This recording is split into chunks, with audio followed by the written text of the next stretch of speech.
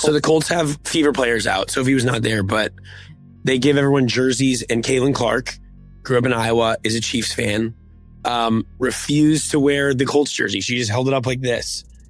And she hasn't gone out and said, like, I didn't do it because I'm a Chiefs fan, but the internet was like, she's a real one. I love it. And it's just like... Caitlin Clark isn't just the face of the WNBA. According to Sophie Cunningham, she's running the whole operation in Indiana. And what Cunningham just dropped on her podcast has sent shockwaves across the league. Think LeBron-level influence, covert strategies to shut her down, and a WNBA commissioner taking major heat online. But this story, it's about way more than basketball. It's about power, jealousy, and a league completely unprepared for the force Clark has become. In a no-holds-barred podcast episode, Cunningham shattered the illusion of unity in the WNBA. Her revelations are making fans rethink everything they thought they knew about the league's so-called sisterhood. Cunningham didn't sugarcoat it. Clark isn't just playing for the Indiana Fever, she's calling the shots. From offensive schemes to team decisions, Clark has a level of authority rarely seen in rookies, if ever. Cunningham compared her impact to LeBron James, saying Clark holds the kind of influence most veterans don't even dream of after years in the league. And this isn't just coming from anyone. Sophie Cunningham is a league veteran who's shared the court with some of the biggest names in the game. When she speaks, people listen. Her claims confirmed what many around the WNBA had quietly suspected. Clark walked into the league not just as a player, but as a power broker. The Fever reportedly consult her on plays, game adjustments, and even personnel choices. It's unprecedented, especially for someone who was in college just months ago. And while she's handled that responsibility impressively, it's causing serious friction. Veterans who've spent years grinding for a voice in their locker rooms are now watching a 22-year-old rookie get the keys to the franchise. But the real bombshell? Cunningham revealed what was going on behind the scenes during Clark's rookie season. According to her, teams weren't just game planning to stop Clark, they were out to break her. Cunningham said her former team, the Phoenix Mercury, had locker room discussions about making every game a nightmare for Clark. The strategy? Get physical, test her limits, push the refs, and find out whether the college phenom could survive when things got ugly. It wasn't just competition, it was calculated. And it exposed a darker side of a league. The tension between the old guard and the new sensation, and the extreme measures some teams were willing to take to protect their turf. Bottom line, Caitlin Clark has changed the WNBA. But not everyone is thrilled about it. This wasn't just basketball. It was psychological warfare, disguised as veteran hazing.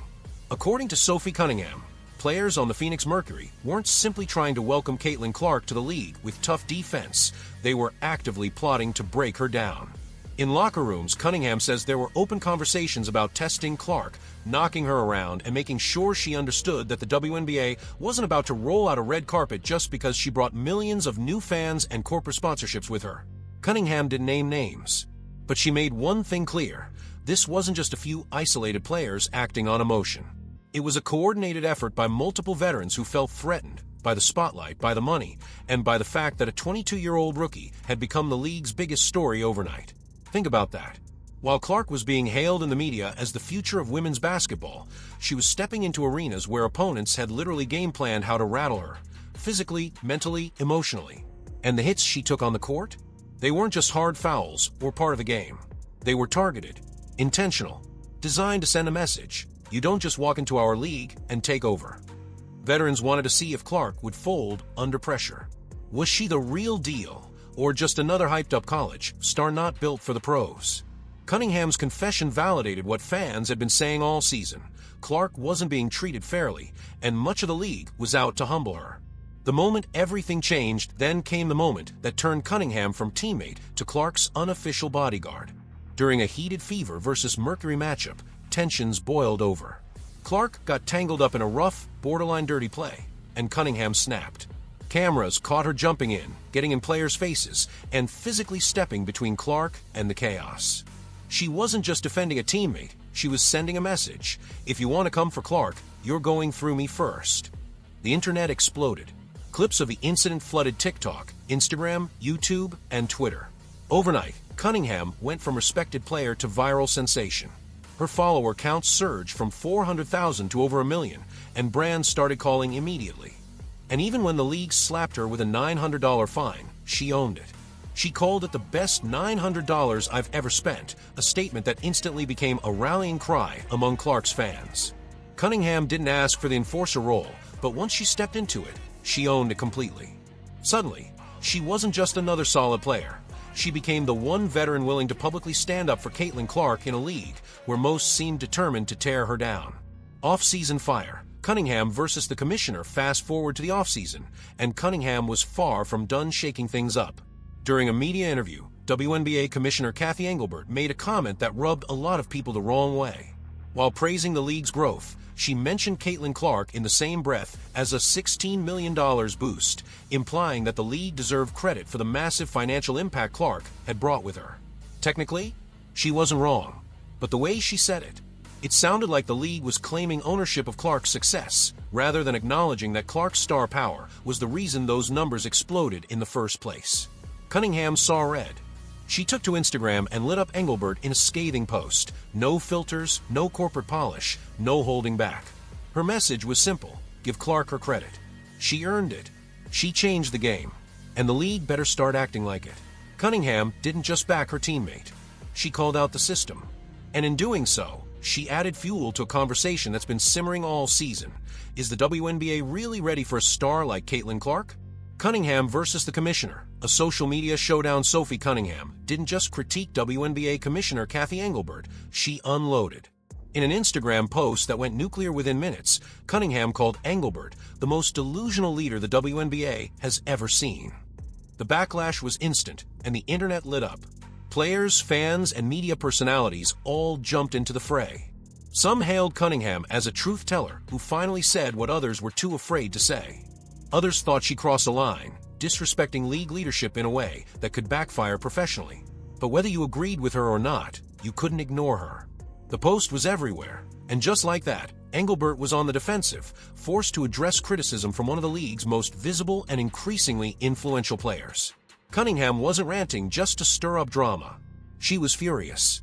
Her anger was rooted in what she saw as the league's failure to both properly credit Caitlin Clark for the massive spike in attention, and to protect her from targeted, physical play that bordered on dangerous throughout her rookie season.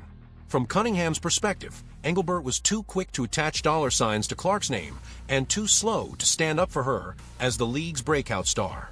Game after game, Clark was battered on the court, and Cunningham says the league office watched it happen and did almost nothing.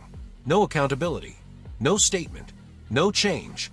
The criticism was personal, pointed, and unapologetic. No PR polish, no filtered language. Cunningham let it fly and didn't walk it back.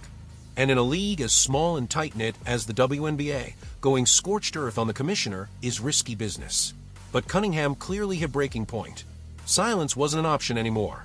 Her Instagram post quickly turned into a rallying cry for fans who had been growing more frustrated with how Clark was treated and how the league responded. It also highlighted a growing philosophical divide. Should the league do more to protect its stars like Clark? Or would that be special treatment that undermines the competitive spirit of the sport? The podcast that pulled no punches, but Cunningham wasn't done. On her podcast, she kept the revelations and the fire coming. And this time, she wasn't just defending Clark. She was dragging the critics. In an NSFW viral rant, Cunningham called out players, fans, and analysts who refused to recognize Clark as the new face of the WNBA. Anyone who doesn't see Clark as the centerpiece of this league is literally dumb, and probably just jealous of the attention she's getting. No sugarcoating, no PR training, just raw, unfiltered honesty from a player who's lived both sides of the league and knows exactly what Clark's presence has changed. Cunningham broke it down with clarity. Clark isn't just a talented player. She's a phenomenon. She's filling arenas that were half empty a year ago. She's crashing ticketing websites. She's turning casual sports fans into die-hard WNBA viewers. She's doubling and tripling TV ratings. She's pulling in corporate sponsors who ignored women's basketball for decades. She's driving merchandise sales through the roof. To deny her impact, Cunningham argued, is either willfully ignorant or so poisoned by ego and envy that the truth becomes invisible. A rising tide lifts all boats, Cunningham said, and Clark is the tide. In short, even if you don't like the attention she's getting, you're still benefiting from it. Complicated teammates, not fairy tale friends, but just when fans thought the Cunningham-Clark dynamic was a perfect sports movie storyline, reality checked in. Despite all the viral defending and public praise, Cunningham made it clear their relationship isn't some best friends forever situation. In one example that got plenty of fan attention, Cunningham playfully roasted Clark's appearance in the comments of a swimsuit promo post. It was lighthearted banter, but also a reminder, these aren't two players glued at the hip. They don't always agree. They don't finish each other's sentences. They're not matching bracelet BFFs. Their bond, it's not built on being best friends. It's built on mutual respect, shared fire, and an understanding that Clark is changing everything, and Cunningham's not afraid to fight for her, even when it gets messy. They're competitors who respect each other's game, understand each other's value to the team, and aren't shy about throwing shade when the moment calls for it, or when one of them does something worth roasting. Cunningham has never been one to fake friendships for the cameras or pretend closeness just for social media likes. And clearly, Clark isn't either. Their bond isn't about being best friends off the court. It's built on mutual respect, shared competitive drive, and a real understanding of what it takes to thrive at the highest level. They challenge each other in practice, back each other up when it counts, and call each other out when needed. That kind of authenticity is far more meaningful than a performative friendship made for Instagram or team PR. Cunningham's now viral swimsuit comment proved that real relationships have depth, and sometimes the best teammates are the ones who keep it real, even with cameras rolling. So, what does all this mean for the league, for Clark, and for the future of women's basketball? Clark has entered the WNBA with a level of influence that's rewriting the rules. She's not quietly paying dues or deferring to veterans. She's commanding respect from day one and reshaping how the league operates, on and off the court. Her presence has forced teams to rethink everything: roster strategy, marketing plans, even TV deal negotiations. And Cunningham? She's not just backing Clark. She's calling out league leadership, challenging the status quo, and defending Clark publicly, even when it ruffles feathers. That boldness reveals just how divided the league still is about its new reality. Some players and execs resent the attention Clark gets. They want the spotlight shared more evenly. They see her rise as a threat to their relevance and fear the WNBA is becoming too dependent on one superstar. But others, like Cunningham, see the bigger picture. Clark's success can mean more opportunities for everyone. The rising tide lifts all boats mentality isn't shared by everyone, and that tension? It's not going anywhere. In fact, it's likely to escalate as Clark keeps dominating and rewriting the record books. As the new season approaches, the drama is far from over. Teams will try to stop her. Critics will keep questioning the hype. And Cunningham? She'll probably keep speaking her mind, loudly and unapologetically. The WNBA is at a crossroads that could define the next decade of women's basketball. Clark's dominance has forced everyone, players, coaches, executives, fans, to pick a side. Are you with the old guard clinging to tradition? Or are you ready for a new era where superstars are treated like the franchise-shifting forces they are? Cunningham has made her choice, unapologetically and publicly. Whether you think she's right or going too far, one thing's certain: she's saying what many only whisper in private. And in a league that's finally getting long overdue mainstream attention, that kind of honesty might be exactly what women's basketball needs. The real question now isn't if Clark will dominate. That feels inevitable. It's whether the league and its old guard are ready for the chaos, power shifts, and uncomfortable truths her rise is bringing with it. Can a league built on sisterhood and equality withstand the moment when one player becomes bigger than the sport itself?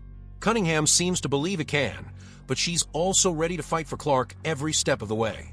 And based on everything we've seen so far, that fight is just getting started.